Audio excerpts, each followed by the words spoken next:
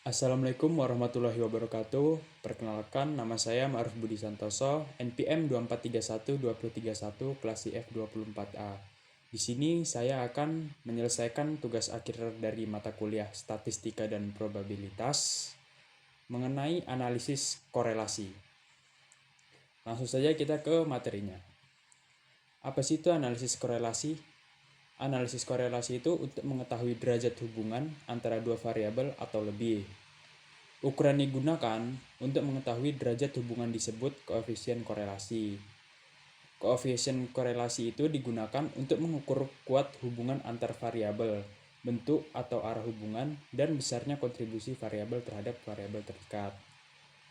Lalu, bentuk atau arah hubungan di antar variabel, koefisien di korelasi dinyatakan dalam positif atau negatif. Kita masuk ke tabel koefisien korelasi. Interval nilai itu dari 0 sampai 0,199 itu kekuatan hubungannya itu sangat rendah atau lemah sekali. 0,200 sampai 0,399 itu rendah atau lemah. 0,400 sampai 0,599 kekuatan hubungannya itu sedang atau cukup. 0,600 sampai 0,769 itu tinggi atau kuat, dan 0,800 sampai 1000 1,000 itu kekuatan hubungannya sangat tinggi atau kuat sekali. Rumus koefisien korelasi itu ini berikut ini adalah keterangan ini. R koefisien korelasi sampel, N itu ukuran sampel jumlah data, X nilai dari variabel bebas, Y itu nilai dari variabel terikat. Nah, untuk rumusnya ini N sigma X kali Y dikurang sigma X dikali sigma Y. N itu nilainya kan, ukuran sigma X pangkat 2 dikurang sigma X itu kurung 2, N sigma Y pangkat 2 dikurang sigma Y itu kurung 2. Kita langsung saja ke contohnya. Di sini saya mempunyai tabel contoh ini. X ini kita contohkan dengan umur, dan Y ini kita ibaratkan dengan berat. Sini saya mempunyai 6 buah data. Ada 1, 2, 3, 4, 5, 6. Kita pertama-tama cari X kali Y, X pangkat 2, X kuadrat, dan Y kuadrat. Ini saya sudah mendapatkan nilainya. X kuadrat dapat dari mana? X kuadrat itu dapat dari 7, hasil 7 dikali 7. 7 dikali 7 hasilnya 49. Nah, dan seterusnya. Ini 36 dapat dari 6 kali 6, 64 dapat 8 kali 8, dan seterusnya. Y-nya juga gitu. Y kuadrat ini dapat dari 12 kali 12, 144 hasilnya. 8 kali 8 hasilnya 64. 12 kali 12 hasilnya 144. XY dapat dari mana? XY ini dapat dari hasil 7 dikali 12.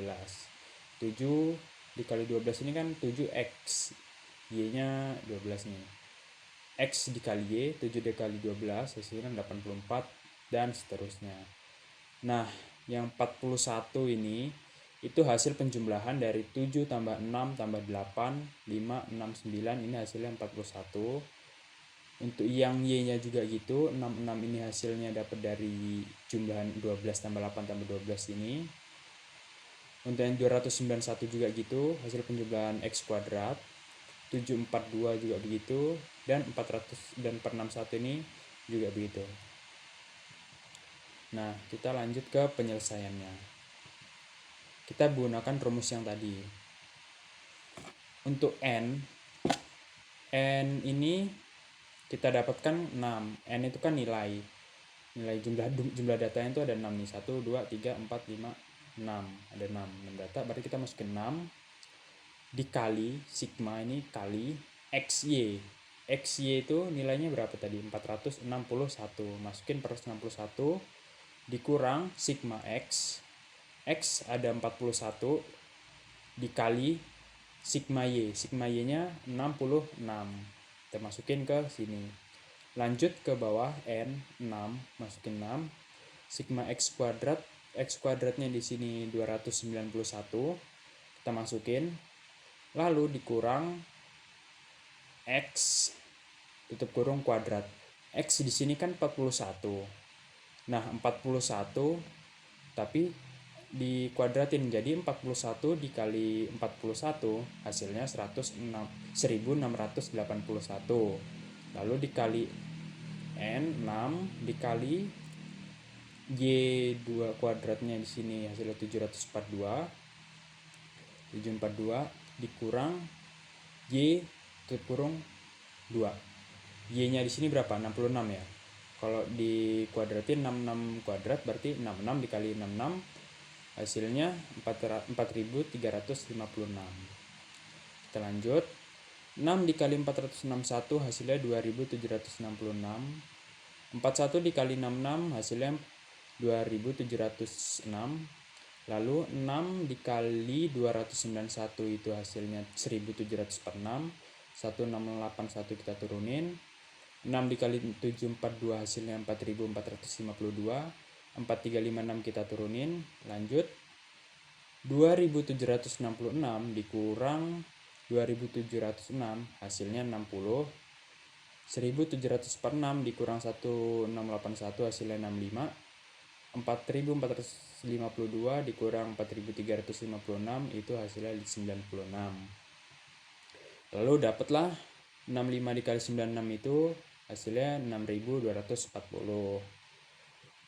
Nah, 6240 ini didapatlah hasilnya 79,01 ini.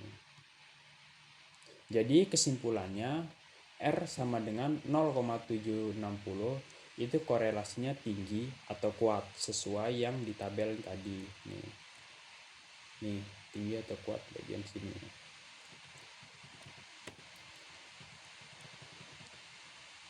Mungkin cukup sekian penjelasan dari saya.